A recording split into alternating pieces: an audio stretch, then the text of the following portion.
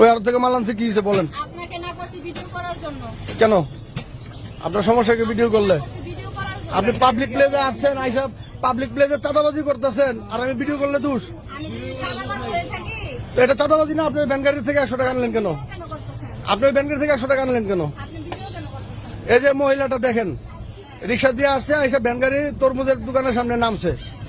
নাইমাই যে এই বাচ্চা ছেলেটা এই দোকানের মালিক, ব্যবসা করতেছে, উনি আইসা ছেলেকে ফাপড় দিতেছে যে যে তুমি কেজি দরে বিক্রি করো কেন, কেজি দরে বিক্রি করলে গরিব মানুষ খাবে কেন, এটি বইলা আরেকজনের সাথে ফোন দিছে। ফোন দেওয়ার পরে ওই লোক ওই বাচ্চার সাথে কথা বলছে, বলে ওই লোক বাচ্চারা বলছে কিছু টাকা দিয়ে বিদায় করতে, মানে মহিলা আসছে ফিটিং খাইতে।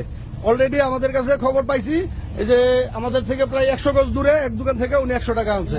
ওনারা জিজ্ঞাসা করতেছি কেন আনছেন 100 টাকা, উনি আমাকে বলে ভিডিও করি কেন। উনি বলে না যে কেন 100 টাকা আনছে, উনি কোন কারণে আনছে। উনি কোন ডিফেন্সের লোক না, উনি কোন সংস্থা থেকে আসে নাই, আর সংস্থা থেকে আসলেও উনি কেন টাকা নেবে? ওনার তো টাকা নেওয়ার রাইট নাই। কে ম্যাডাম কথা বলেন, আপনি 100 টাকা নিলেন কেন ওনার থেকে?